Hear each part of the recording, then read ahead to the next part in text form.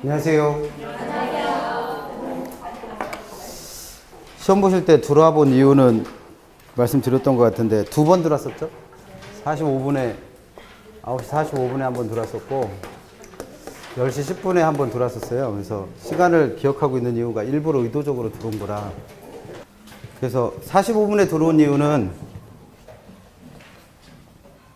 시킨 대로 하시나 보려고 왔어요. 계산 문제 푸시는지. 왜냐면 45분쯤 들어보면 정상적인 분들이라면 한 17, 8번쯤 풀고 계셔야 돼요. 계산 문제를 안 푸신 분들이라면. 근데 중간에 계산 문제가 8번하고 9번이 있었죠. 이걸 건드린 분들은 절대 그 시간에 18번, 19번을 못 풀고 계세요. 그리고 특히나 이제 8번 같은 경우에는 이제 나름대로 균형 문제니까 내가 자신 있는 문제다 생각하고 자신 있게 손을 댔는데 답이 안 나오죠. 여러분들의 의도와는 다르게 출제를 하는 거예요. 그러니까 계산 문제를 미리 풀지 말라고 하는 이유가 이런 이유 때문에요. 8번은 얼핏 보니까 균형 문제 같으니까 이거는 당연히 내가 풀 수 있는 문제라고 해서 30초 만에 풀고 넘어가겠지라고 생각했는데 30초는커녕 한 2, 3분 잡아먹고 답이 안 나오는 거예요. 그러니까 미치죠. 그러면 이 문제 하나 틀리는 게 문제가 아니라 이게 계속 머릿속에 남아요. 그럼 다른 문제 풀면서 집중을 못 하죠. 그러면 어떤 일이 생기냐면 제가 10분에 들어온 이유는 10분이 됐을 때 시험이 끝났어야 돼요. 제가 10분에 들어왔을 때. 학개론 50분들이 드렸죠. 지금 10시 20분까지 50분 드렸는데 개론은 시험은 40문제 보는데 40문제 다 푸실 거예요? 다 푸는 분 있어요? 거의 없어요, 현실적으로. 그러면 실제로 풀 수 있는 문제는 이 중에 많으면 33개고 적으면 한 30개쯤 푸는 거죠. 계산 문제를 빼고 푸니까. 그러면 이거 푸는데 50분 잡아먹는다. 시간 엄청 오래 걸린 거예요. 그러니까 33문제 정도 풀었다고 가정을 한다면 적어도 40분, 근데 그 40분 속에는 모두 포함되어 있는 거예요. OMR 카드 푸는 것까지, OMR 카드 작성하는 것까지. 이때까지 40분에 끝내셨어야 돼. 그러니까 10시 10분에 딱 들어와서 원장님이 그러셨죠. 10분 남으셨습니다. 라고 했을 때 뭘 제외하고는 계산 문제 오늘은 8개 나왔죠. 8개를 제외하고는 다 풀어서 OMR 카드까지 하고 계셨어야 돼요. 실제로는. 실제 시험이라면. 그렇게 하는 이유가 우리 실제로 시험 볼 때는 개론만 보는 게 아니라 누구도 봐요. 민법도 보죠. 그럼 민법도 40문제가 나오는데 40문제 중에 안 푸는 거 있어요? 민법은 다 풀죠. 왜냐면 한글로 돼 있으니까 풀어보기 전까지는 얘가 어려운 건지 쉬운 건지 몰라. 그러니까 어떻게 해요? 40개 다 푸셔야죠. 그러면 40개 다 푸시는데 특히나 이제 느리게 읽는 분들 있잖아요. 느리게 읽지 않더라도 꼭 2번씩 읽는 분들 있지. 무슨 얘기인지 잘 몰라서. 그럼 이거 40분 만에 푼다? 절대 못 풀어요. 50분은 잡아야 돼. 근데 이 50분 속에는 모두 포함시켜야 되는 거예요. OMR 카드. 근데 50분에 OMR 카드까지 다 하는 게 현실적으로 쉽지 않죠. 그럼 여기다 시간을 좀 보태줘야 될 거 아니에요. 그럼 그 시간은 어디서 나와야 돼? 개론에서 나와야지 뭐. 근데 개론을 50분 풀었다. 그래서 개론 50분 동안 연락이 풀어서 40문제 다 풀었다. 의미 없어요. 그런 분들은 실제로 아까 원장님이 10분에 오셔갖고 시험 10분 남았습니다까지 개론 33문제를 다 하고 OMR 카드까지 못 만들었으면 이분들은 실제 시험장 들어가서 뭐 하신 거예요? 답안지도 못 냈어요. 그렇게 생각을 하셔야 돼요. 몇 개 맞는 게가 중요한 게 아니에요. 10분 동안 이거 다 못 풀면 개론을 앞으로 그렇게 하는 거예요. 또 들어와 볼 거예요, 다음 주에. 다음 주도 계속 연습을 해야지. 그래서 10분까지 그 계산 문제를 제외한 나머지 문제 푸시고 OMR 카드까지 다 만들지 못하신 분은 어떻게 생각하시면 돼요? 실제 시험에서라면 답안지도 못 내는구나. 그게 현실이잖아요. 풀어보셔서 알잖아요. 모의고사 엊그저께도 모의고사 봐봐서 알잖아요. 모의고사 봐보면 민법 40문제 푸는데 40분 만에 끝내다 절대 못 끝내요. 대부분 다 몇 분씩 걸려. 50분씩 걸려요. 그리고 OMR 카드까지 하려면 여기다 최소한 5분은 더 집어넣어야 되잖아요. 5분은. 그러려면 그 5분, 10분은 어디서 확보하셔야 돼? 개론에서 확보하셔야지. 그러니까 내가 계산 문제를 푸느냐 못 푸느냐는 내가 계산을 잘하느냐 못하느냐랑은 아무 상관없어요. 뭐랑 관련 있는 거예요? 민법이 쉬웠느냐 어려웠느냐. 민법이 쉬워서 민법이 보기만 해도 답이 나와요. 그래서 이거를 35분 만에 다 풀었어. 그러면 계산 문제 8개 어떻게 하실 수 있어요? 다 풀 수 있죠. 근데 이게 시간이 뭐 지문도 길게 나오고 문제도 어려워서 2번, 3번 읽고 하느라고 이거 55분이나 잡아먹었어. OMR 카드 하시는데. 그럼 개론 문제 8개는 풀 시간이 있어요, 없어요? 현실적으로 없어요. 없어. 오늘 시험에서도 8개 다 푸신 분 거의 없어요. 물론 개 중에는 몇 분씩 있긴 하겠지만 그 정도 되시려면 나머지 33문제는 그냥 보자마자 답이 나왔어야죠. 그 정도 되셔야 돼요. 그러니까 현실적으로 이거 항상 염두에 두고 하셔야 돼서 2가지만 지키세요. 그러니까 궁극적인 목적은 뭐예요? 학교론을 무조건 몇 분 안에 푼다. 40분 만에. 그러려니까 계산 문제는 손댈 시간이 있다 없다? 없어요. 그러니까 계산 문제를 제외한 나머지 문제를 40분 동안 푸시고 뭐까지 다 마무리해서 OMR 카드 하는 데까지 하고 그리고 시간이 남으면 누구 푸는 거예요? 계산 문제. 근데 이거 미리 손댄 분들은 나중에 가면 다 어떻게 해요? 시간 부족하죠. 10분 남았습니다 했을 때 끝내신 분 거의 없어. 그래서 돌아본 거예요. 그때 어떤 분은 20몇 번 풀고 있는 분도 있고 어떤 분은 30몇 번 풀고 있는 분도 있고 어떤 분은 OMR 카드 다 작성해서 덮어놓은 분도 있고 다 차이가 있는 거예요. 다 개별적으로. 그게 점수를 몇 점 맞느냐보다 더 중요한 거예요. 시험장 가서 답안지 못 내면 말짱 꽝이니까. 그래서 항상 시간은 개론은 몇 분 안에 끝내는 거다. 40분 안에 끝내는 거다. 그러려니까 계산 문제는 언제 간다. 잠시 미뤄둔다. 계산 문제 뭐 미리 그러니까 지금 하고 있는 모의고사는 실전이에요. 그냥 실제 시험하고 똑같이 하시는 거예요. 그래서 아이고 연습하는 거니까 그냥 내 맘대로 풀지 뭐. 그럼 집에 가서 풀지 뭐하러 여기 와서 풀어요. 아침에 30분씩 일찍 와서. 그럴 의미 없잖아요. 그러니까 항상 실제 시험과 똑같은 환경이라고 생각하시고 시험을 보시면 돼요. 그래서 맨날 얘기했던 거 계산 문제는 나중에 푸셔라. 그거 하나 지키시고 그 다음에 시간을 50분 주어진다고 해서 50분 다 풀면 안 된다는 거 감안하시고 공부하시면 됩니다. 그 다음 주에도 또 한번 볼게요. 그거 하려고 일찍 오는 거예요, 저는. 감시하려고. 그 다음에 지난주에 주말에 모의고사 보셨죠? 7회차 모의고사 보셨잖아요. 그 모의고사에서 하나만 좀 잡고 갈게요. 그 모의고사 문제 아니고 실제 기출문제인데 14회 때 나왔던 기출문제인데 어떤 게 있냐면 조세의 감면은 조세 부과와는 달리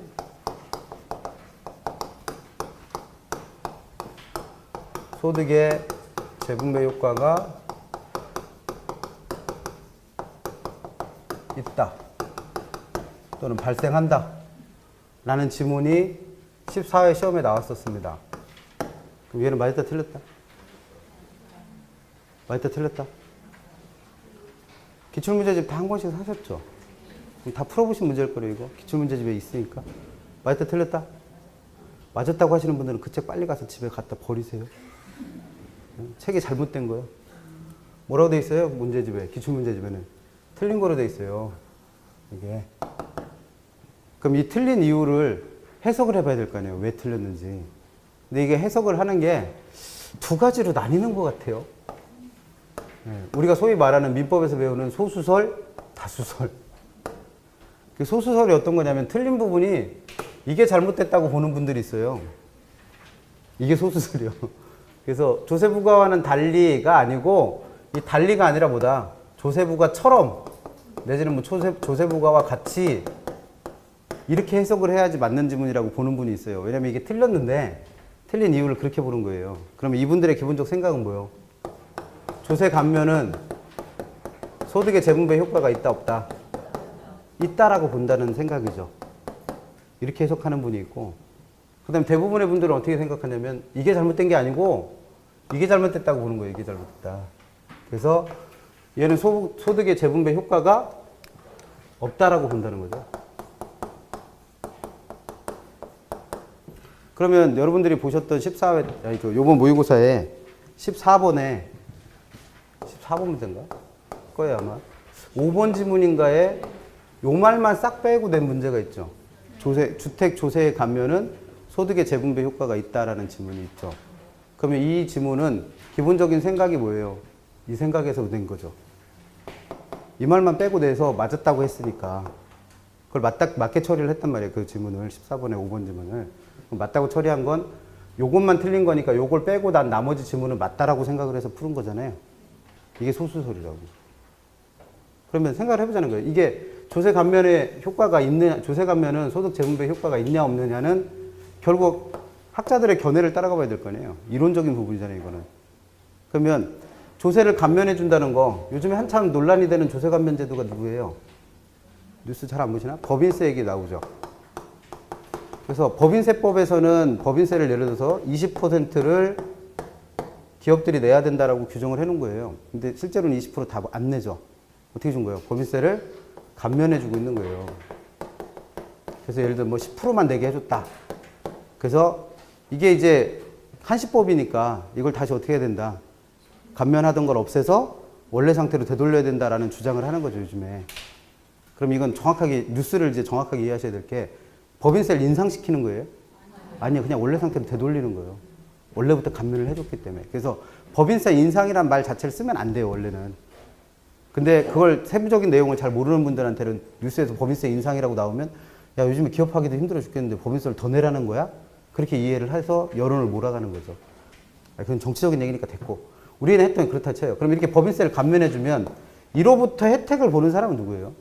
법인세와 관련 있는 사람은 둘이라고 봐야겠죠. 기업주하고 이로부터 물건을 사는 사람들이 될 수도 있고, 그러니까 수요자들 또는 뭐 여기서 일하고 있는 근로자들, 이런 사람들의 상대적인 개념이 되겠죠. 그럼 법인세 감면의 효과는 기업주한테는 막대한 효과를 주죠. 세금 덜 내는 만큼 자신의 이윤이 남으니까. 그럼 그로 인해서 우리는 어떤 혜택을 봤어? 원래는 법인세를 감면해주는 본래 취지는 뭐예요? 얘네들이 벌어들인 소득을 다시 어떻게 해서 사회에 환원해서 낙수 효과가 발생하게 하자는 거죠. 근데 그게 잘 이루어져 안 이루어져? 안 이루어져. 삼성은 1년에 몇 조씩 벌어가는데 우리는 그거의 혜택을 하나도 못 보잖아요. 그러면 이게 소득 재분배잖아요. 그러니까 얘도 혜택을 보고, 원래는 얘가 버는 돈이니까 이걸 어떻게 해서 다른 사람들한테 재분배를 시켜줘서 얘도 혜택을 보게 하자는 거잖아요. 근데 발생해 안 해?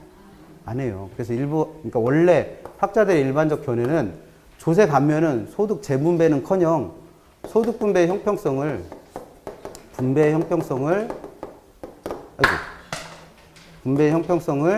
침해한다라고 보는 게 일반적인 견해예요. 그래서 항상 세금을 감면하는 규정은 이게 정상적인 규정으로 들어오는 게 아니라 항상 뭐로 들어요? 한시법으로 들어요. 기간을 정해놓고. 취득세를 감면해줘. 예를 들어서 주택을 구입했다. 그러면 주택 취득세를 감면하는 게 있었죠. 근데 이게 지금도 남아있어요? 없어졌잖아. 왜? 일시적으로만 주택 경기가 위축됐을 때 주택 경기를 부양하려고 취득세를 일시적으로만 감면해주잖아요. 만약에 얘가 세금을 감면해주는 게 이렇게 좋은 효과가 있다면 일시적으로 할 게 아니라 영원히 평생토록 해야지. 근데 그렇게 안 하는 이유가 뭐예요? 주택 경기를 살리는 게 더 목적이니까 이런 역효과가 생길지라도 해야겠다고 본 거예요. 그래서 그런 정도, 어느 정도 경기를 부양시키면 얘는 이런 역효과가 생기니까 어떡하자. 없애버리자는 취지로 한시법으로 하잖아요.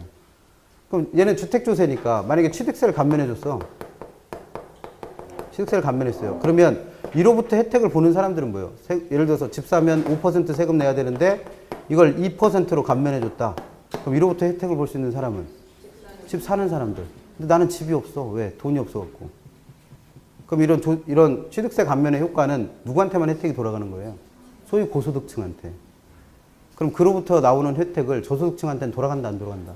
안 돌아가요. 그래서 이 문제 나올 때 어떤 지문이 있었냐면 4번에 주택에 대한 세금을 감면시키면 주택 수요가 늘면서 주택 가격이 올라가겠죠. 그런 문제가 우리 문제도 있어요. 나중에 풀어보시면. 그래서 조세를 감면하면 세금 덜 내는 만큼 수요가 늘어서 가격이 올라가면 저소득층은 집 사기가 더 어려워지죠. 그게 맞는 지문으로 처리했어요. 그럼 그걸 맞는 지문으로 내고 이걸 냈다는 얘기는 이와 같이 주택에 대한 세금을 감면하는 건 저소득층은 오히려 피해를 보고 고소득층한테만 혜택을 가는 거니까 소득의 재분배 효과는 있다 없다? 없다라는 취지로 낸 거예요. 사실 기출문제는. 근데 그거 다 무시하고 요번 시험은 이렇게 나온 거잖아요. 그럼 이게 맞는 거로 봐야 돼? 여러분들이 판단하시는데 제가 보기엔 이 지문도 틀렸어요. 그래서 14번 논제는 정답이 원래 발표된 정답은 2번으로 되어 있죠. 그래서 복수 정답 처리합니다.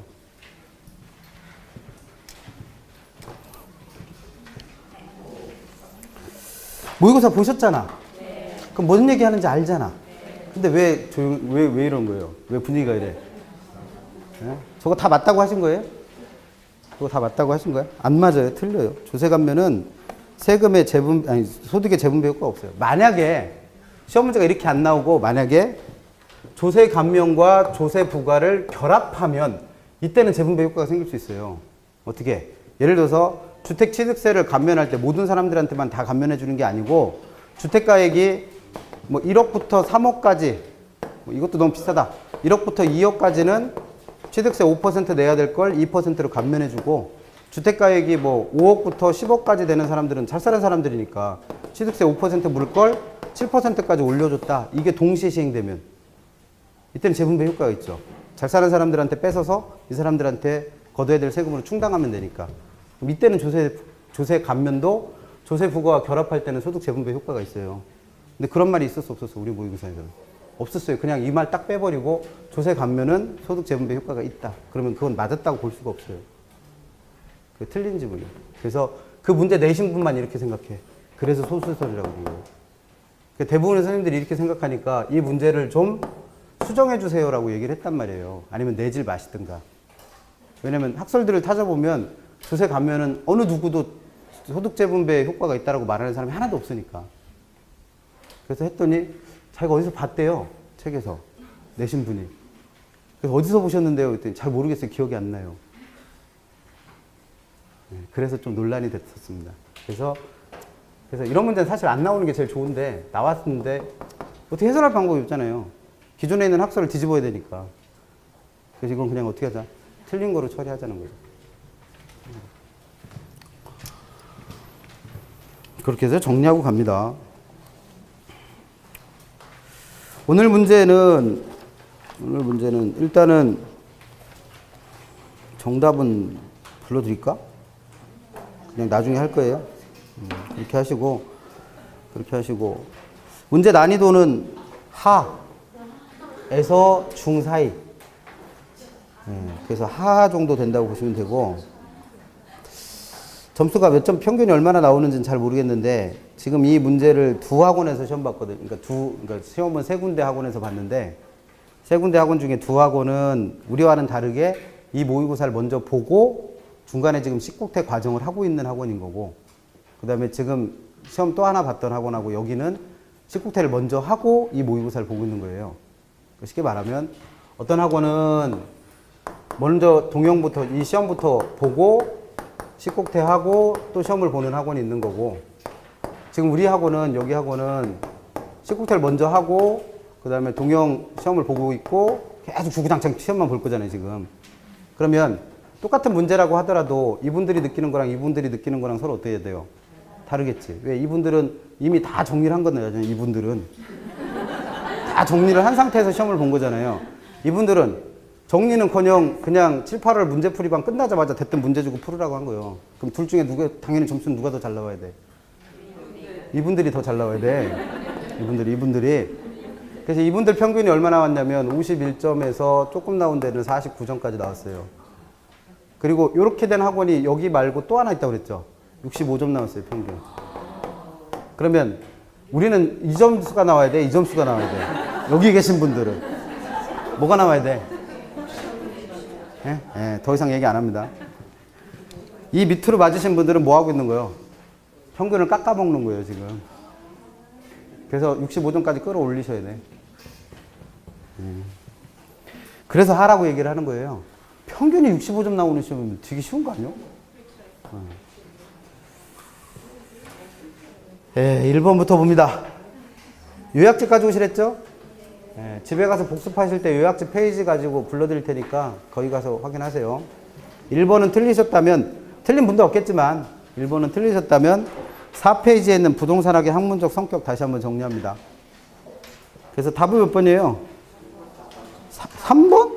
4번. 부동산학의 학문적 성격 중에는 부동산을 인간과의 관계에서 다루는 사회과학으로 접근한다고 그랬죠. 그래서 이걸 무슨 과학적 성격? 사회과학적 성격을 갖고 있다. 4번이 틀렸고. 나머지는 1번. 부동산은 인간과 부동산 사이에 발생하는 문제를 해결하려고 한다. 그럼 이런 문제를 해결하는 학문이라는 걸 뭐라 불러요? 응용과학 또는 실천과학이라고 부르죠. 그래서 1번은 맞는 표현이고. 그 다음에 두 번째, 부동산학은 복잡한 현대 부동산 문제를 해결한다. 그럼 이것도 부동산 문제 해결한다는 얘기네.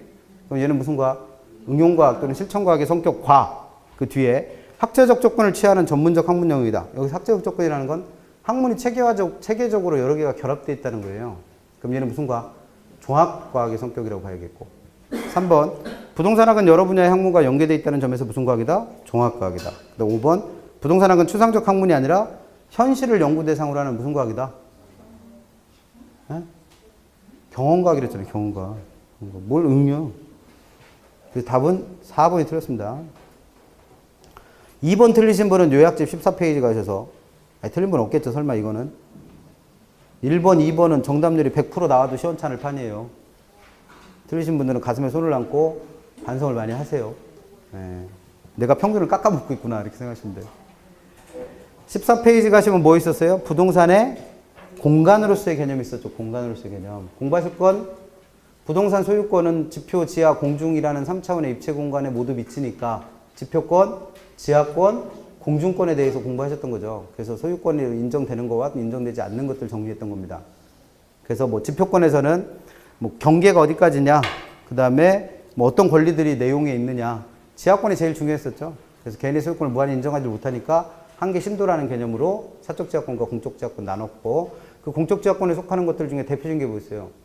광업법에서 인정하는 광업권의 대상이 되는 미체물 광물에 대해서는 민법 규정에도 불구하고 토지 소유권을 인정하지 않는다. 그게 5번에 나온 거잖아요. 그래서 5번, 민법 규정에 의하면 토지 소유자는 광업법에서 열거하는 미체물 광물에 대해서는 소유권을 인정받지 못하죠. 5번이 틀린 거예요. 나머지 1번, 복합 개념 중에서 물리적 개념의 공간. 그럼 부동산을 공간으로 정의하는 건 물리적 또는 기술적 측면에서 정의한 거죠. 여기까지는 일단 맞았고. 공중, 지표, 지하 등의 3차원 공간을 말하는 것이며 이걸 통틀어 뭐라고 그러더라? 입체 공간. 1번은 맞았고. 2번, 민법에서 몇 조 얘기해요? 212조. 그래서 토지의 소유권은 정당한 이익이 있는 범위 내에서 토지의 상하에 미친다고 해서 입체적으로 규정하고 있죠. 3번, 지표권의 개념. 지표 공간을 내 마음대로 이용해서 어떤 것들을 할 수 있었어요? 농사 지을 수 있었죠? 경작권. 건물 지을 수 있어요? 건축권. 그리고 물을 이용할 수 있다? 용수권. 용수권을 인정하는 입법주의는 우리나라가 유역주의를 취하는 것 같다 그랬고. 4번, 지하 공간의 이용이 증대되고 초고층 건물이 늘어남에 따라 토지 소유권의 구체적 범위를 법에다 규정해 놓을 수는 없잖아요. 그래서 누굴 따라가는 거예요? 법원의 판단. 이걸 두 글자로 하면 뭐예요? 이게 판례지 뭐예요. 답은 그래서 5번입니다. 3번도 틀리셨다면 요약집 13페이지. 위치로서의 부동산. 실제 시험에서는 이렇게 나온다 안 나온다? 절대 이럴 일 없습니다. 한 문제에서, 한 시험에서 위치로서의 부동산과 공간으로서의 부동산을 동시에 물어봐 줬다? 그런 일은 현실에서는 거의 안 나타납니다. 로또 맞는 기분이에요. 그런 일 나오면. 그러니까 얘는 쉽게 내주려고 두 개를 동시에 같이 내준 것 뿐이에요. 그냥. 이렇게까지는 안 낼 거예요. 그러니까 이렇게 냈다는 거는 뭐를 두 개 낸 거랑 똑같은 거예요. 토지 용어를 두 개 낸 거랑 똑같은 거예요. 그럼 땡 잡는 거죠. 뭐 쉬운 거 두 개 내줬으니까. 그래서 3번. 다음은 위치로서의 부동산에 대한 설명인데 바르게 된 것. 위치로서의 부동산에서는 공부할 거 요약집 13페이지 가보시면 두 가지 정리하시랬죠. 하나는 뭐? 위치의 개념 두 가지. 절대적 위치와 상대적 위치. 또 하나는 위치 가치를 판단하는 구체적 기준과 관련해서 접근성 판단할 줄 아시면 됐죠. 그래서 일반적인 경우는 접근성이 높으면 부동산 가치 높다. 그 다음 두 번째 뭐 따져야 돼요? 용도. 그래서 용도가 위험이나 혐오의 대상이라면 접근성 높은 게 오히려 부동산 가치를 떨어뜨린다. 세 번째는 접근의 정도. 선호 대상이라 하더라도 지나치게 접근성이 높은 건 오히려 부동산 가치를 떨어뜨린다. 이런 거 배웠잖아요. 그거 물어본 거예요. 그러면 바르게 된 거 찾아있으니까 1번. 위치로 정의되는 부동산은 복합 개념 중에서 뭐로 정리한 거예요? 기술적 개념이지. 여기서 말하는 경제적 개념은 어떤 것들이 있었어요? 자산, 자본, 생산요소, 소비재, 상품. 그거 외우시면 되는 거고. 그래서 1번은 틀렸고. 2번. 주변 토지의 이용 상황에 따라 결정되는 위치는 상대적 위치를 말하죠. 그래서 얘는 위치의 가변성 또는 인접성이라는 특성과 관련해서 변할 수 있다라고 그랬고. 3번. 가까움을 표현하는 방법에 두 가지가 있었죠. 근접성과 접근성. 어떻게 다루어져 있어요? 근접성은 오로지 물리적 측면에서의 가까움. 그 다음 접근성은 여기 나와 있는 대로 물리적, 시간적, 경제적, 심리적 요인을 모두 고려했을 때 이동에 대한 부담이 없는 걸 통틀어 뭐라고 부른다? 접근성. 그럼 얘는 근접성의 개념이 아니라 접근성의 개념이고. 그럼 4번. 위치 가치를 판단할 때는 제일 먼저 뭘 따져야 돼요? 접근성. 두 번째는 뭘 따졌어요? 용도. 세 번째는 접근의 정도. 그래서 용도에 따라 접근성 판단이 달라지기 때문에 가장 먼저 고려해야 될 건 뭐라고 그랬고? 용도부터였고. 그러면 그래서 4번은 틀린 데가 없잖아요. 5번 대상 부동산이 선호의 대상이라면 접근성이 좋을수록 언제나 부동산의 가치도 높다. 이건 용도만 살펴본 거잖아요. 접근의 정도를 따져봤을 때는 지나치게 접근성이 높을 때는 오히려 부동산 가치가 낮아지는 경우도 있기 때문에 언제나 부동산의 가치가 높다고 볼 수는 없죠. 그럼 답은 4번. 중요한 건요, 맞고 틀리는 게 아니에요. 틀릴 수도 있죠. 내가 잠깐 딴짓을 하면, 딴 생각을 하면, 아니면 기억이 안 나면, 아니면 너무 만만히 봐서, 아, 이걸 설마 답을 이렇게 냈겠어? 그런 의구심에 이제 또 깊게 생각하다가 틀릴 수도 있는데, 중요한 건 뭐예요? 똑같은 문제가 다시 나오면 틀리면 돼, 안 돼? 절대 안 돼요. 그래서 요약집 확인하고, 틀리셨다면 다시 확인하시라는 거예요. 맞춘 분들은 또 나와도 또 맞아, 이거. 그러니까 맞은 분들은 상관없는데, 틀렸던 분들은 꼭 다시 확인하라는 거예요. 그게 뭐 만드시는 거랬어? 오답 노트 만드시는 거. 4번 토지의 특성에 대한 설명 중 가장 옳은 것. 틀리시면 요약집 어디로 가기로 했어요? 24페이지 가셔서 처음부터 끝까지 다 읽어보기로 했죠? 틀릴 때마다. 그러기로 했잖아요. 네. 그러기로 합의를 안 하셨더라도 강제로라도 하셔야 돼. 네. 합의가 안 이루어졌어도 시키는 대로 하셔야지 뭐 방법이 없잖아요. 그래서 얘는 지금 무슨 특성에 대해서만 물은 거예요? 1번부터 5번까지는 다. 개별성에 대해서만 물은 거예요. 그럼 이참에 누구 한번 정리하시면 돼. 개별성 딸딸딸 외워요. 다 못 외우겠으면 하나씩이라도 외워가시면 언젠간 다 외워지겠지 뭘. 시험 앞으로 몇일 남았어요? 오늘로 29일인가? 8일? 29일? 그쵸. 29일 남았지. 설마 29일 동안 뭐 못 외우겠어? 이거 설마 다 외우겠지. 안 외워지면 잠이 오나? 밥이 넘어가? 식음을 전폐하고 해야지. 어? 내가 평균을 깎아먹고 있는데 잠이 오겠어요? 어? 먹을 게 목구멍으로 넘어가? 우리 애들한텐 그렇게 얘기하잖아요. 야, 그 점수 받고 와서 밥이 넘어가냐? 라고 말씀을 드리고 싶습니다. 1번부터 봐요. 1번. 토지 사용이나 판매를 둘러싼 계약에 있어 법적으로 대체 가능성을 얻게 만드는 원인. 토지 특성 정리해드리면서 대체 가능성과 대체 가능성을 가지고 정리한 게 두 개 있었죠. 대체 가능성. 누구 물리적 대체라는 게 있었고 용도적 대체라는 게 있었다고 그랬어요. 그래서 물리적 대체는 똑같은 애로 바꿔치기 하는 건데 얘는 된다 안 된다? 안 된다. 토지의 어떤 특성 때문에? 개별성. 그러니까 용도적 대체는 가능할 수 있다고 그랬죠. 토지의 어떤 특성 때문에? 인접성 때문에. 붙어있는 애를 다른 용도로 쓰면 된다고 했으니까. 그럼 여기서는 지금 이 문제에서 1번에서는 대체가 된다는 거예요? 안 된다는 거예요? 대체 가능성을 얻게 만드는 거니까 대체가 안 된다는 얘기잖아요. 그럼 얘는 누구랑 연결하셔야 돼? 부증성 때문이 아니라 개별성과 연결하셔야 돼. 개별성. 그래서 1번은 틀렸고. 2번 부동산의 개별성은 지형이나 지세, 면적 등이 서로 똑같은 게 없고 다 다르다라는 뜻입니다. 그럼 얘는 개념을 설명한 거죠. 여기까지 틀린 게 없고. 그 뒤에 말. 이것은 가격이나 수익 등의 구체적 개별적인 영향을 미치지 않는다. 이 특성 때문에 물건의 가격이 다 달라지는 거 아니에요. 그럼 2번도 틀렸고. 3번 기출지문 그대로. 기출문제 지문. 부동산의 개별성은 공급을 탄력적으로 만들려면 가격이 변할 때 공급량이 많이 변해야 되잖아요. 근데 똑같은 애를 공급하는 애가 누구밖에 없어? 하나밖에 없잖아요. 개별성 때문에. 똑같은 게 없으니까. 그럼 가격이 올라도 공급량을 많이 늘려줄 수가 없으니까 비탄력적이지. 그럼 똑같은 애를 공급하는 애가 한 명밖에 없으니까 이걸 뭐라 불러요? 독점이라고 그러지. 그래서 그 물건에 대한 공급은 독점적일 수밖에 없습니다. 왜? 대체할 물건이 없잖아요. 그럼 4번 개별성은 대상 부동산과 다른 부동산의 비교를 어렵게 한다. 똑같은 게 있어야 비교를 하지. 비교 방식 적용하기가 어렵다고 그랬죠. 그리고 시장에서 상품 간 대체 관계를 제약한다. 그럼 얘도 대체가 된다는 거예요? 안 된다는 거예요? 안 된다는 얘기니까 개별성과 연결해야죠. 그래서 4번은 그래서 맞았고. 5번 부동산의 물리적 특성 중 모든 부동산에 공통되고 동일한 물리적 특성이라는 건 없어요. 이런 건. 그리고 그런 걸 개별성이란다? 개별성은 다 제각각 생겼다는 건데 뭘 동일성이요. 그래서 5번은 말도 안 되게 틀렸고. 답은 옳은 거 찾으셨으니까 답은 4번. 그럼 지금 총론에서만 4개 낸 거잖아요. 그러면 쉽게 된 거지 뭘. 기분 좋게 출발하시라고 네 문제를 드린 거니까. 근데 이게 처음부터 들으신 분은 기분이 좋기는 그냥 에이씨 이러고 갔겠지. 5번 가시면 5번은 요약집 28페이지 가시면 유량과 저량 구별하는 문제였죠. 그래서 얘는 유량의 저량의 개념 몰랐다 하더라도 구별하는 방법 몰랐다 하더라도 뭐만 외워두시면 그 중간에 있는 대표적인 유형 몇 가지만 외워두시랬죠? 그것만 외워둬도 충분히 풀 수 있는 문제잖아요. 이렇게 되면 제일 쉬운 거예요. 외운 거로 푸는 거. 유량저량이 뭔지는 몰라도 그냥 외워두면 풀 수 있는 문제. 쉽게 낸 겁니다. 다음 사례 좀 뭘 찾으래요? 유량. 유량은 어떻게 찾으면 돼?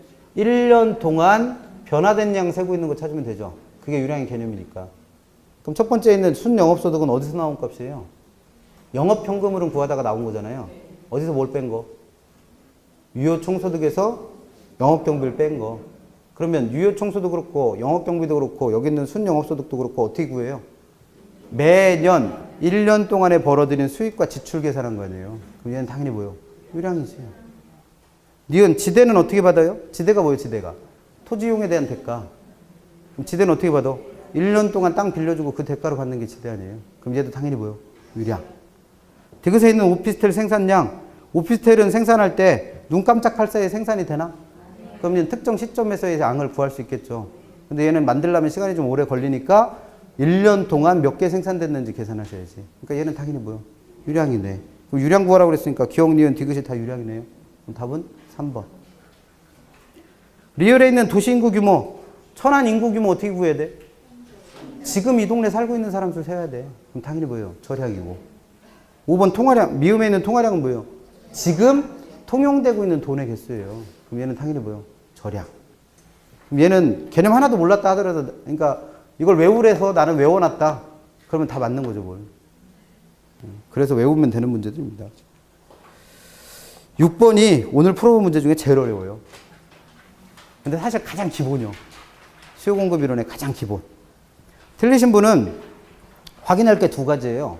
뭘 확인하셔야 되냐면 6번은 문제의 구조 자체가 지금 이러이러한 가격 이외의 요인이 변했더니, 그럼 우리가 배웠던 것 중에 이렇게 가격 이외의 요인이 변하면 누가 변한다고 배웠어요?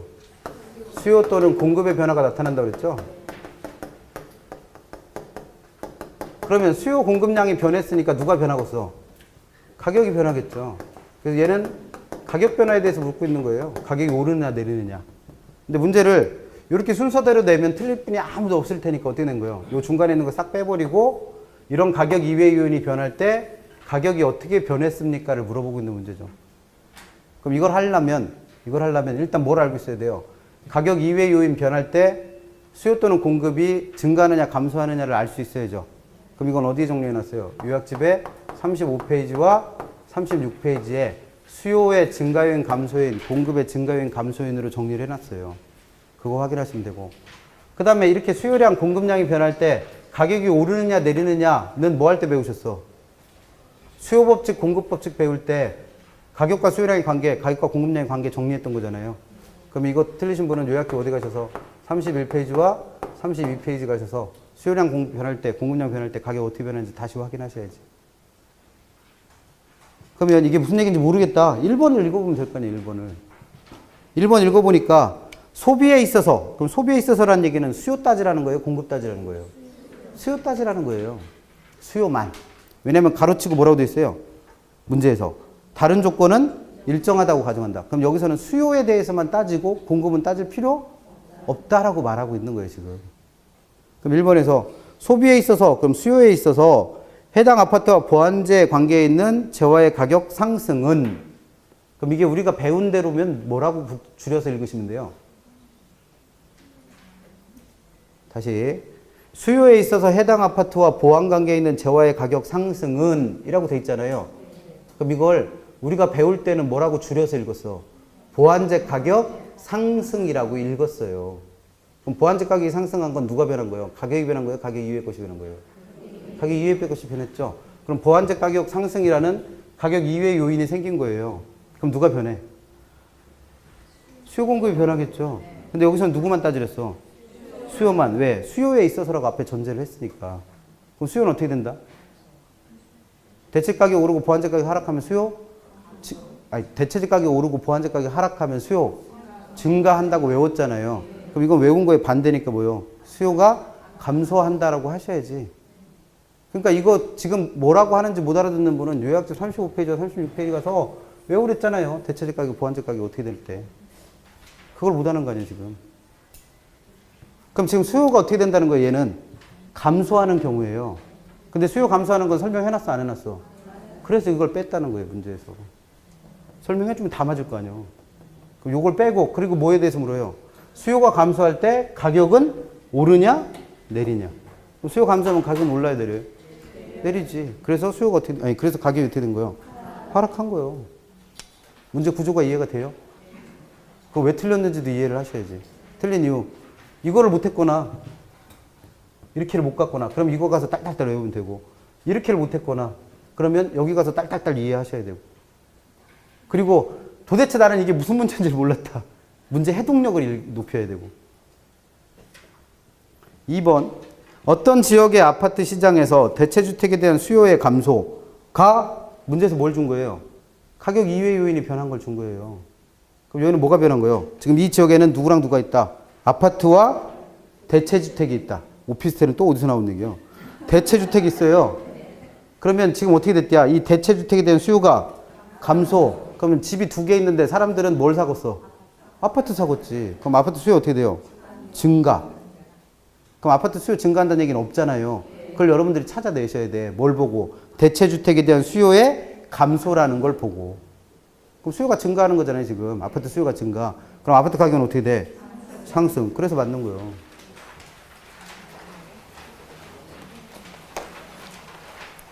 3번. 해당 지역의 아파트 시장에서 건설 기술의 진보로 인한 생산성의 향상까지가 뭘 준 거예요? 가격 이외 요인 준 거예요. 그러면 기술 진보로 인한 생산성의 향상은 누구한테 영향을 준다? 공급한테 영향을 준다고 배웠잖아요. 그럼 공급은 어떻게 돼요? 증가하겠죠. 근데 안 써놨잖아요, 문제에서. 왜? 그걸 찾아내야지 풀으니까. 공급 증가를 써놓으시면 돼요, 거기다. 그럼 공급 증가했으니까 가격은 어떻게 돼요? 하락하겠죠. 그럼 3번도 빠졌네. 4번. 어떤 지역의 아파트 시장에서, 아니구나. 죄송합니다. 4번. 해당 아파트와 대체 관계에 있는 주거용 부동산의 오피스텔의 공급의 증가. 그럼 얘는 지금 공급의 증가를 나눴으니까 누구만 따지라는 거예요? 공급만. 수요 공급 다 변하니까.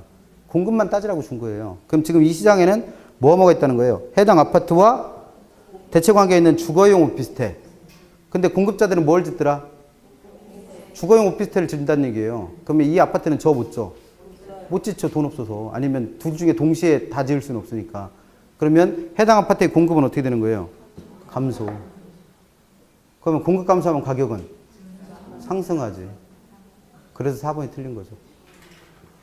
안 배운 건 하나도 없어. 안 풀어봐서 그렇지. 5번. 이 지역의 강력범죄율의 하락과 이 지역 주민들을 위한 녹지 공간의 확충까지가 뭘 준 거예요? 가격 이외 요인 변화를 줬죠.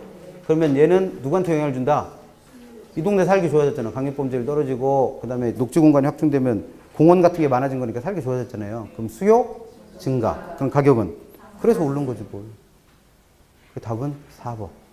일부 학원에서는 70분이 시험 봐서 3명 맞췄습니다. 이게 우리가 배웠던 수요 공급 이론의 가장 기본 아니에요? 가격 이외 요인 변할 때 수요 공급 어떻게 변하는지는 기본적으로 알고 있어야 된다고 그랬고, 그 다음에 수요 공급 변할 때 가격이 어떻게 변하는지는 맨날 강조했던 거잖아요. 그럼 이게 수요 공급 이론의 가장 기본이요. 근데 그 가장 기본을 전곡으로 콕 물어보니까 뭐요? 정답률 5% 나와. 그러니까 우리는 헛개비를 공부하고 있는 거예요, 지금. 제일 중요한 건 이런 거예요. 이런 건 틀리시면 안 돼. 그래서 6번은 그렇게 정리하시면 됩니다. 틀리셨다면 자기가 왜 틀렸는지를 명확하게 알고 계셔야 돼요. 내가 이 문제의 뜻을 파악을 못했다. 그럼 다른 방법이 없어요. 문제를 많이 풀어보시는 수밖에. 이게 뭘 묻고 있는지 파악할 줄 알아야 되니까. 그 다음에 두 번째는 2가지 이유죠. 뭘? 가격 이외 요인 변할 때 수요 어떻게, 공급 어떻게 변하는지를 몰랐거나, 또는 수요 공급 변할 때 가격이 어떻게 변하는지 몰랐거나. 그러면 그거는 그 부분 찾아서 딸딸딸 외우면 되는 거잖아요. 그렇게 하시면 돼요. 7번. 틀리셨다면 요약집 45페이지를 가셔서 수요의 가이탈리성에 대한 거 정리하시면 되죠. 수요의 가이탈리성에서는 공부했던 게 몇 가지 있어요? 겁나 많은 것 같죠? 딱 4개밖에 없어. 첫 번째 뭐 배웠어요? 개념과 관련해서 계산하시는 거. 두 번째는 그 계산된 값을 보고 또는 탄력성의 그 그래프를 보고 탄력성의 크기 판단하는 거. 세 번째가 총수입에 대한 얘기. 네 번째가 결정 요인. 그래서 지금 이 문제는 1번부터 4번까지는 다 뒤에 마지막 결론을 읽어보니까, 끝에 문장을 읽어보니까 수요의 가이탈리성이 이전보다 어떻게 된다? 더 커진다. 또는 더 탄력적이 된다. 더 커진다. 이것만 묻고 있잖아요. 그럼 이게 우리가 맨날 얘기했던 어떤 문제예요? 어떤 앞에 있는 어떤 말이 주어지고 수요의 가격, 탄력성이 지금 어떻대요? 커진다. 또는 이거랑 동의어가 누구요? 탄력적이다. 또는 곡선이 보다 어떻게 됐다? 완만해졌다. 이 세 개가 동의어라는 건 이해하랬죠. 또는 반대로 어떻게 해? 작아진다. 비탄력적이다. 또는 기울기가 가팔라진다. 이런 말이 나오면 이거 어떻게 푸시랬어요? 뭔 비도탄들 같은 소리 하고 있네. 앞에 있는 이 말을 누구랑 연결하라고 그랬어? 대체재수. 대체재수. 비도탄들은 뭐 아무 때나 써먹나? 걔가 무슨 뭐 짜장면 먹을 때 단무지요? 아무 때나 쓰게? 대체재수 문제예요. 이건 대체재수. 수요의 가이탈리스 크기를 결정하는 요인 아니에요. 이렇게 되고 이렇게 되는 이유. 결정 요인. 그러니까 1번부터 4번까지는 수요의 가이탈리성 내용 중에 네 번째에서 배우셨던 누구 얘기다? 결정 요인 얘기예요. 결정 요인. 그러면 그 앞에 있는 말을 누구랑 연결해서? 대체수랑 연결해서 그 앞에 있는 말이 대체수를 어떻게 하면 많아지게 하면 뭐라고 답하랬어? 커진다, 탄력적이다, 완만하다라고 답하라고 그랬고 대체수가 어떻게 되면 적어지면 이때는 비탄력적이다, 탄력성 크기가 작아진다, 가팔라진다라고 답하랬죠. 맨날 풀어갔던 문제 아니에요. 이거. 맨날 이것만 벌써 한 10번은 써드린 것 같아. 맨날 쓰는 건 의미가 없어. 쓴 걸 어떻게 하셔야 돼요? 외우셔야 되고 그걸 실제로 적용할 수 있어야지. 이거 기본서에도 한 3번쯤 써놓으셨을 테고 요약집에다 써놨을 테고 식곡타 할 때도 써놨을 테고 오늘도 또 쓰고 다음 주에 또 나오면 또 쓰고 그러면 뭐해? 실제 문제를 못 푸는데. 그래서 맨날 한 얘기 하잖아요. 그래서 문제를 유형화시키라고. 그럼 1번 봐봐요. 1번. 이런 문제인지는 어떻게 확인하는 거예요? 1번 딱 읽어보면 알죠. 1번. 1번에 읽어보니까 어떤 부동산과 밀접한 대체재가 시장에 증가한다면 그 부동산에 대한 수요의 가이탈성이 더 어떻게 됐다? 커졌다. 그럼 얘는 탄력성이 더 커지느냐 작아지느냐를 물어본 거잖아요. 커지느냐 작아지느냐. 왜? 이게 맞으면 커지는 거고 작아지면 틀린 거니까. 그럼 그걸 뭐 갖고 판단하셔야 돼? 그 앞에 있는 말. 다른 어떤 부동산과 밀접한 대체재가 시장에 증가한다면 이걸 보고 판단해야 하잖아요. 그럼 얘는 대체재가 많아진 거예요? 적어진 거예요? 많아진 거잖아요. 그러니까 어떻게 돼? 커진 거예요. 2번도 부동산 수요의 가입 탄력성은 더 탄력적이다잖아요. 더 탄력적이다. 탄력적이 된다. 뭐 때문에? 거기 나와 있는 두 번째 있는 상업용, 공업용 부동산에 비해 주거용 부동산. 그럼 이것도 뭘 갖고 연결해서? 대체재 수. 그럼 상공업용보다는 주거용의 대체재가 많죠. 그러니까 얘는 어떻게 된 거예요? 탄력적이 된 거예요. 그래서.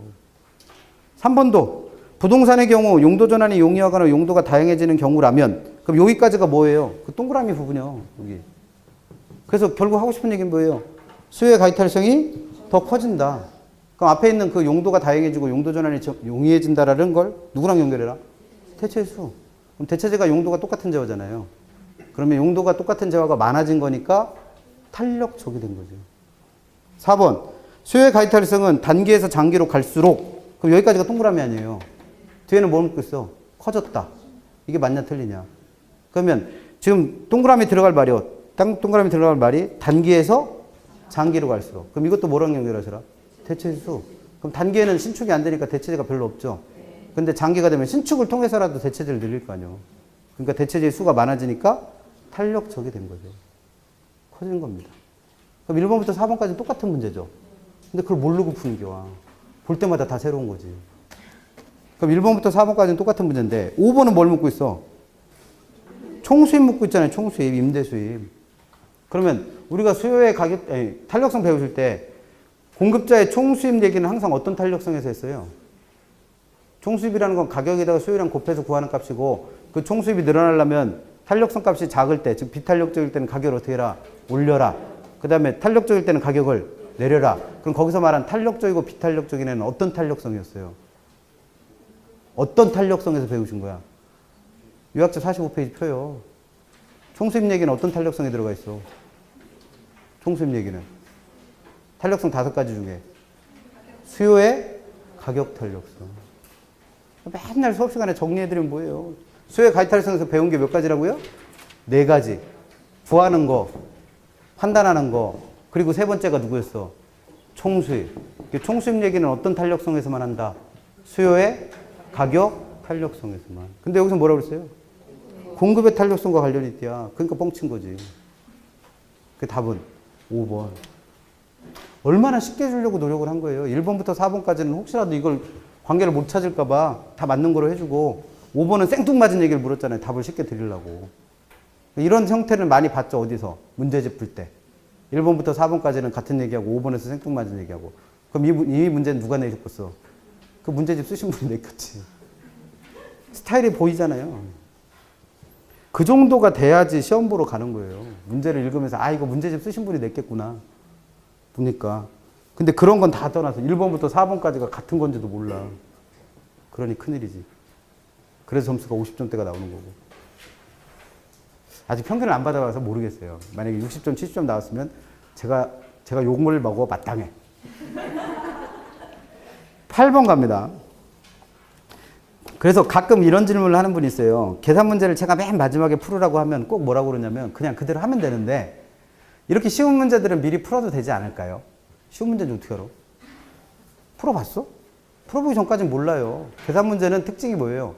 숫자로 되어 있는 문제라서 그 문제를 실제로 내가 계산해보기 전까지는 이게 시간이 오래 걸리는 건지 짧게 걸리는 건지 쉽게 계산될지 안 될지 판단이 된다 안 된다? 안 돼요. 그래서 나중에 풀으라는 거예요. 그래서 그분이 어떻게 그 질문을 하는 분들이 어떻게 물어보냐면 균형 문제 같은 건 쉬우니까 금방 풀 수 있잖아요. 그래서 지금 덤벼 도온 거 아니에요, 8번을. 그래서 답이 나와 안 나와? 안 나와. 그러니까 당황되지. 그럼 또 풀어보잖아요. 계산을 뭐 잘못했나? 계산을 잘못한 게 아니에요. 문제를 이해를 못한 거지. 그래서 손대지 마시라고 그래요, 계산 문제는. 손대는 순간 망하는 거예요. 이거 풀으셨던 분은 제가 45분쯤 들어왔을 때 몇 번 풀고 있는 거예요? 10번, 11번 풀고 있어요. 이거에 시간 다 뺏겨서. 실제로. 8번 봅니다. 8번은 지금 문제가 두 개가 결합된 거예요. 어떻게 결합됐냐면 현재 A 아파트의 시장 수요 함수는 QD는 이꼴 700-P고 시장의 공급 함수는 QS는 이꼴 20 플러스 P인데 그럼 이거는 이제 수요 함수가 공급 함수를 준 거죠. 그리고 만약에 중간에 말 없이 균형 가격을 구해라 그러면 여러분들이 풀었던 그 문제예요. 근데 그게 아니라 중간에 무슨 말이 있어요? 수요의 경우가 동일한 수요가 이전보다 몇 배 늘었다? 2배 늘었대요. 그럼 뭐가 생긴 거예요? 새로운 시장 수요가 생긴 거예요. 그러니까 이 문제는 결국 어떻게 결합된 거예요? 거기 나와 있는 개별 수요를 이용해서 2배로 늘어난 뭘 구하고? 시장 수요를 구하고. 그렇게 구해낸 시장 수요와 주어져 있는 누구? 시장 공급을 이용해서 뭘 구해봐라? 균형 가격을 구해봐라. 라는 문제입니다. 그러면 우리가 배울 때 개별 수요 가지고 시장 수요 구하는 건 어디서 배우셨어요? 요약집에 30페이지인가 있을 거예요, 아마. 그래서 이거 구할 때는 꼭 세 가지 지키라고 그랬죠? 첫 번째 뭐? 동일한 가격 수준에서. 두 번째 뭐를? 수요량 QD를 무슨 합한다? 수평합한다. 그럼 얘는 그냥 뭐 해서 QD를 합해서 시장 수요 구하는 거 요약집 30페이지 가면 예제도 들어가 있죠? 예제 들어가 있잖아요. 그거 많이 해보셨잖아. 그거 한 다음에 뭘 새로 구해서 시장 수요를 새로 구해서 이 두 개를 이용해서 뭐 하는 거니까? 균형 가격 구하는 거니까. 균형 가격 구하는 건 어디서 배웠어요? 요약집 40페이지 있지. 뭘 이용해서? QD와 QS가 같다 또는 P와 P가 같다를 이용해서 방정식 푸는 거. 근데 이걸 무시하고 뭐 이용해서 QD는 이꼴 700-P하고 QS는 이꼴 20 플러스 P를 아무리 갖다 놓고 풀면 답이 나오나? 안 나오지. 그러니까 이 문제를 정확하게 이해를 못하는 거예요. 그래서 손대지 마시라는 거예요. 풀어보기 전까지는 몰라요. 어려운지 쉬운지. 그럼 풀 때는 어떻게 하시면 돼요? 제일 먼저 이거부터 하시면 되죠. 개별 수요 가지고 시장 수요. 그럼 개별 수요 가지고 시장 수요 골라니까 개별 수요가 어떻게 생겼대요? QD 이꼴 700-P. 근데 이게 몇 배로 늘었대요?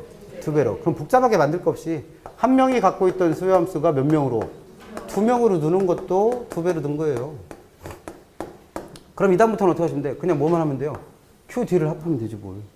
그럼 얘는 그냥 QD로 주어져 있으니까, 아이고, QS가 아니라 QD. QD로 주어져 있으니까 이거 두 개만 더하면 되잖아요. 그럼 이거 두 개 더하면 뭐 되고? EQD.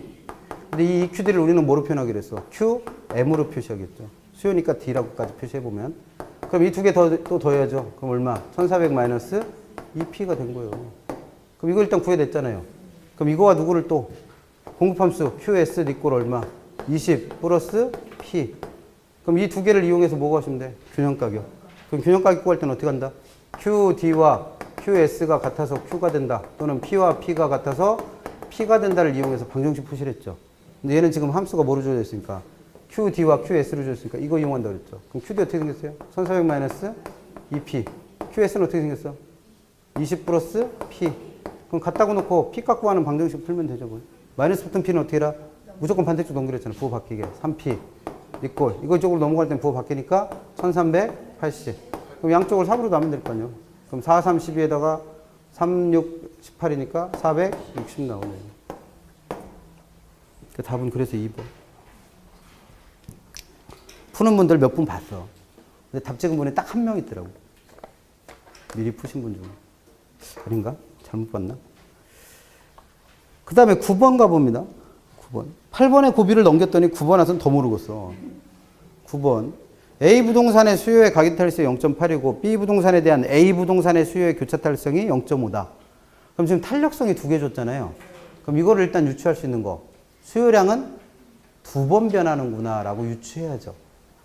첫 번째는 수요의 가격 탄력성. A 부동산 수요의 가격 탄력성이 주어졌으니까 누가 변해서? A 부동산의 가격이 변해서 A 부동산의 수요량이 한 번 변했고, 그 다음에 두 번째 무슨 탄력성이 주어졌어요? B 부동산에 대한 A 부동산 수요의 교차 탄력성이 주어진 거예요. 그럼 여기서 유추할 수 있는 건 가격은 누가 변하고 B의 가격이 변하고 수요량은 누가 변한 거예요? A의 수요량이 변한 거예요. 그러니까 가격 변환이랑 수요량 변한 게 다르니까 누가 주어진 거예요? 교차 탄력성. 그러면 B 부동산 가격 때문에 또 누가? A 부동산 수요량이 또 변했겠죠. 그럼 수요량 몇 번 변한 거니까? 두 번 변한 거니까 그 두 개 변한 걸 합했을 때 이 수요량은 얼만큼 변했습니까? 물어본 거죠.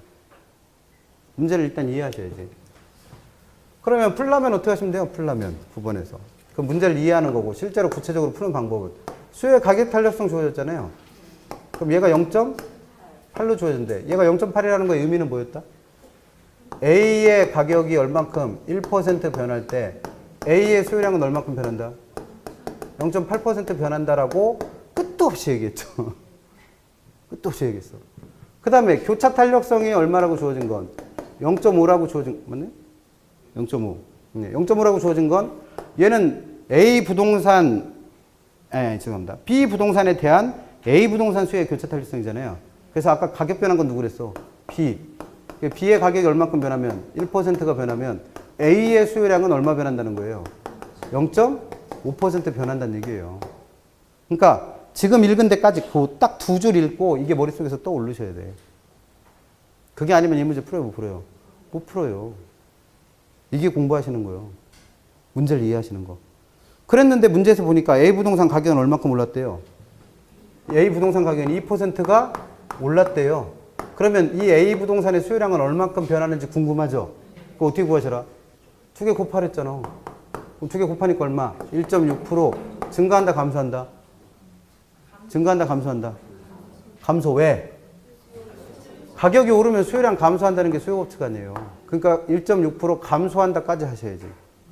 1.6% 구하는 게 중요한 게 아니고. 이거를 만약에 증가라고 표시하면 진짜 모두 모르는 분이니까. 수요 법칙도 모르는 분이니까. 그 다음에 B의 가격은 얼마큼 변했대요? 4% 변했대요. 4%. 어떻게 됐대요? 4%. 올랐대요. 올랐대. 가격이 상승했어요. 가격이. 그럼 이때 A 수요량이 얼마큼 변하는지 궁금하면 이 두 개 곱하면 된다니까? 그럼 몇 프로? 2%. 증가, 감소? 어떻게 알아?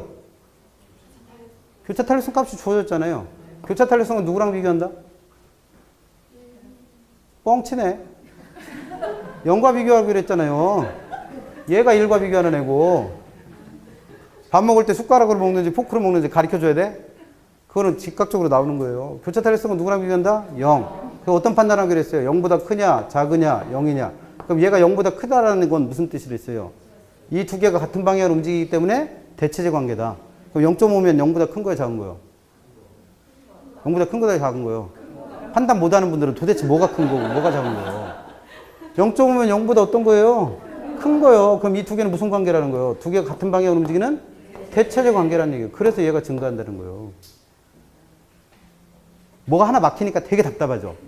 그게 이해를 못하는 거예요.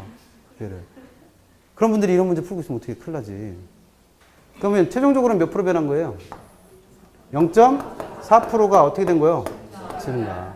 그래서 이 문제가 쉽다는 거예요. 얘는 지금 뭐만 줬어? 0.2냐, 0.3, 0.2 증가냐, 감소냐, 0.3 증가냐, 감소냐, 0.4 증가냐, 이것만 줬잖아요. 그러면 사실 이거 계산만 할 줄 알았으면 방향 몰라도 풀 수 있는 문제잖아요. 왜? 두 개를 더하면 3.6인데 그건 복이 없잖아. 근데 이걸 진짜 어렵게 내려면 어떻게 하는 거예요? 1번 0.4 증가, 2번 0.4 감소, 3번 3.6 증가, 4번 3.6 감소, 5번 불변. 이렇게 주면 문제 난이도가 확 튀지. 왜? 이 방향 못 잡으면 못 푸니까. 그래서 10대는 거예요, 문제 난이도가. 똑같은 걸 내도. 그러니까 계산하는 건 똑같이 했어요. 근데 답을 낼 때 보기가 어떻게 주어지느냐에 따라 문제 난이도가 확 달라져. 왜? 이거는 그냥 요거 방향 무시하고 뭐만 할 줄 알아도 이 두 개가 어떤 얘기인지만 알아도 풀 수 있는 문제잖아요. 그래서 10대는 거예요. 근데 정확하게 내려면 어떻게 돼? 얘는 감소했고 얘는 증가했으니까 보기를 이렇게 주면 더 어려워지죠. 그러니까 이분은 문제 쉽게 내준 거예요. 1회차라고. 만약에 저 같았으면 보기 이렇게 내. 그래서 정확하게 모르는 분들은 갈굴라고. 10번 틀리신 분은 10번. 요약책 53페이지 가시면 경기변동 있죠? 경기변동에서 주로 공부하실 건 세 가지를 했어요. 첫 번째, 종류. 그래서 순환변동, 비순환적 변동에 들어가는 계절변동, 장기변동, 무작위적 변동 구별할 줄 아셔야 되고, 그 다음에 두 번째는 부동산 경기가 일반 경기와 구별되는 특징들이 있었잖아요. 순환 국면 뭐 일정하지 않다, 뭐 이런 얘기 했던 거. 그다음 세 번째가 경기가 좋을 때, 나쁠 때 특징. 그래서 그걸 순환 국면별 특징이라 불렀던 거. 그럼 여기서는 문제에서 1번, 2번, 3번은 뭘 물은 거고? 종류. 4번, 5번은 뭘 물은 거예요? 경기가 좋을 때와 나쁠 때의 구별. 그래서 좋을 때, 나쁠 때 구별은 뭐만 하시자고 그랬어? 매도자 시장이냐, 매수자 시장이냐? 상한가냐, 하한가냐? 그 판단만 하면 된댔잖아요. 옳은 거 찾으랬으니까 1번. 건축 허가량의 정년 동기 대비 증가율이 지난 3월을 정점으로 회복기로 접어들었다. 사실 이 말이 안 돼요. 지금 이 말이 뭐냐면 작년 3월에 뭘 찍은 거예요? 작년 3월에 정점을 찍었어. 3월에. 그리고 어디로 회복돼? 회복을 어떻게 해요? 정점을 찍었는데. 그럼 그 다음부터는 뭐가 되는 거예요? 후퇴가 돼야지.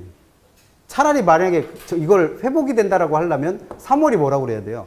저점을 찍은 거지, 저점. 저점을 찍었으니까 그 다음부터는 어떻게 되는 거예요? 회복되는 거지. 그러니까 문제 자체가 일단 성립을 안 해요. 이렇게 되면 오류요, 이게.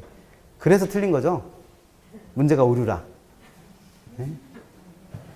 그럼 얘는 지금 경기 변동이 어떻게 나타나고 있다는 거예요? 정점 찍고 경기가 좋아졌다 나빠졌다 좋아졌다 나빠졌다를 반복하고 있다는 거잖아요.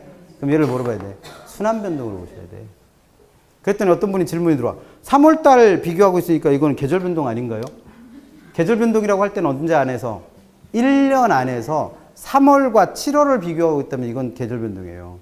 계절적 특성에 따라 경기가 좋아지고 나빠지고니까.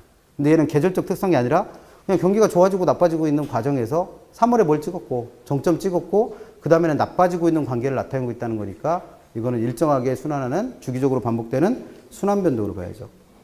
2번. 경제 성장으로 건축 허가량과 착공량이 지속적으로 증가하고 있다.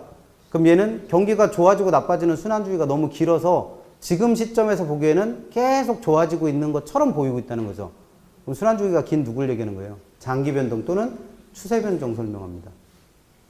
3번. 가격 거품으로 건축 허가량이 급격히 증가하거나 총부채 상환 비율 또는 담보 인정 비율의 규제 강화. 그럼 이 규제 강화는 누가 한 거예요? 정부가 한 거죠. 은행에서 하고 싶다고 마음대로 못해요. 정부에서 시켜야 하는 거지.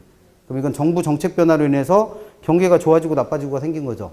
그럼 이걸 뭐라고 그래요? 무작위적 또는 불규칙적 변동이라고 그러죠. 세 개 구별하는 거죠. 그럼 4번, 3번 금방 찾고. 4번, 5번. 상향시장. 경기가 좋을 때 나쁠 때? 그럼 언제가 나쁠 때요? 이거는 좋을 때예요. 좋을 때 상향시장은. 그럼 경기가 좋을 때니까 가격도 올라가겠죠? 그럼 가격이 올라가고 있는 시점에서 직전의 거래 사례 가격은 새로운 거래의 하한가 역할을 한다. 이거는 한 3년 울고 먹었다며요. 그래서 계속 주의하시라고 했던 거고. 그 다음 5번. 부동산 경기 회복 국면. 그럼 회복은 어디서 어디로 가는 중간에 회복이에요? 회복은? 아니, 지금 뭐예요? 회복이잖아요, 회복. 그럼 네 가지 국면에서 회복은 누가 사 있는 거예요? 상향. 죄송합니다. 하향. 또는 불황에서 어디로 가는? 상향. 호황으로 가는 중간에 있는 게 회복 아니요. 저점 이런 얘기는 한 적도 없어. 누구한테 배우신 거예요, 도대체? 이런 얘기밖에 안 했죠. 네 가지 국면 순서. 그러면 회복은 하향과 상향의 중간에 있는 거니까 하향 시장일 때는 경기가 나쁠 때잖아요. 누굴 중시해? 매수자를 중시하지. 그랬다가 상향이 되면 경기가 좋아지니까 누굴 중시해야 돼? 매도자를 중시해야죠. 그러면 회복은 여기서 일로 넘어가는 거네요. 그럼 얘네들은 이미 마탱이 간 애들이고 얘네들이 새로 뜨고 있는 애예요. 그럼 가서 빌라면 누구한테 비벼야 돼? 누구한테 줄을 잘 서야 돼? 도자시장한테 가야지, 도자시장. 근데 여기서 뭐라고 그랬어요? 매도자보다 매수자를 중시한다 그래서 줄을 잘못 썼잖아. 그러니까 누구랑 바꿔야 돼요. 도자시장과 매수자, 수자시장을 바꿔줘야지. 도자씨와 수자씨가 바뀐 거예요. 답은 그래서 몇 번? 3번. 틀릴 게 뭐 있어요, 여기서? 틀릴 거. 딱 2개 있지. 8번, 9번. 계산 문제는 안 풀기로 했으니까. 나머지는 다 맞으셨어야 돼. 잠깐 쉬었다가 11번부터 갑니다.